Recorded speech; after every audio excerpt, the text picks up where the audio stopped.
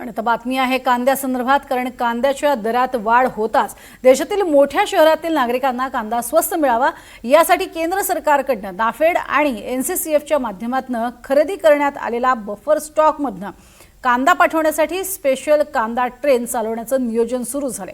त्यासाठी नाफेड आणि एनसीसीएफनं केंद्रीय वखार महामंडळाकडच्या गोदामांमध्ये साठवून ठेवलेल्या कांद्यातनं सध्या प्रतवारी करण्याचं काम हे सुरू झालेलं आहे। मात्र साठवून ठेवलेला कांदा मोठ्या प्रमाणात खराब झालाय, अक्षरशः हा कांदा मोठ्या प्रमाणात सडलाय आणि त्यात काळं पाणीही झालेलं आहे जे बाहेर येत आहे। सडलेला आणि कीड पडलेल्या कांद्याला हात घालून मजुरांना प्रतवारी करावी लागतेय। या मजुरांना कुठल्याही प्रकारचे मास्क, हँड ग्लोव्ज दिले जात नाहीयेत, त्यामुळे या मजुरांच्या आरोग्याचा प्रश्नही आता गंभीर बनलाय।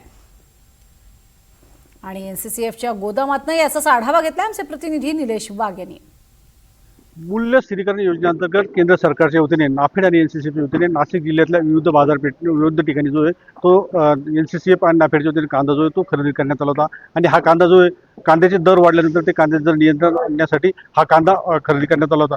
मी आता अशाच एका कांद्याच्या गोडाऊनमध्ये या ठिकाणी एनसीसीएफच्या वतीने 3 महिन्यापूर्वी खरेदी करण्यात आला कांदा जो आहे तो या ठिकाणी साठवण्यात आला होता।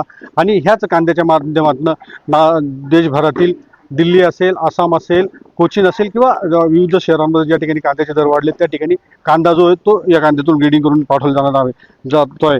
याच पार्श्वभूमीवर नाशिकच्या लासलगाव रेल्वे स्थानकातून एक कांदा ट्रेन देखील लावण्यात आली होती आणि तिला भरण्यासाठी हे कांदा ग्रेडिंग करण्याला मोठ्या प्रमाणात वेळ लागतो, त्यामुळे ही ट्रेन जी ती उशीर होते। आपण जर पाहिलं तर हा कांदा जो आहे तो पूर्णतः या ठिकाणी सडलेला पाहायला मिळतो आणि ह्या कांद्यातून अक्षरशः पाणी निघतंय, कांदा जो आहे काळा पडलाय, अनेक ठिकाणी कांद्यामध्ये अक्षरशः किडे पडलेत आणि त्यामुळे मजुरांना जो आहे तो मोठ्या प्रमाणात या ठिकाणी कांदा निवडताना मोठे परिश्रम घ्यावे लागत आहे। अक्षरशः आपण जर पाहिलं तर त्या या ठिकाणी कुठल्याही प्रकारचं ह्या वखार महामंडळ असेल किंवा संबंधित यंत्रणेकडनं ह्या मजुरांच्या आरोग्याची कुठलीही काळजी घेतली जात नाही।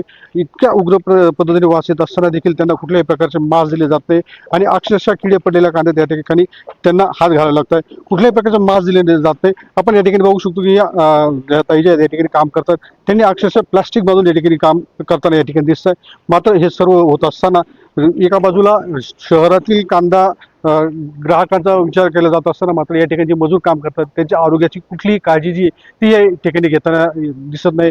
त्यामुळे कुठेतरी हा दुजाभाव होताना दिसतोय आणि ह्या यंत्रणेमार्फत भविष्यात अशा पद्धतीने जर त्यांची काळजी जर घेतली नाही तर ह्या मजुरांचा आरोग्याचा प्रश्न जो आहे तो या ठिकाणी गंभीर होणार आहे। तत्काळ ह्या संबंधित यंत्रणेने या ठिकाणी काम करणाऱ्या मजुरांच्या आरोग्याची काळजी घेऊन त्यांना लागणारे साहित्य जे ते पुरवे अशी काहीशी मागणी जी ती आता होताना दिसते। निलेश वाघ, NDTV मराठी, लासलगाव, नाशिक।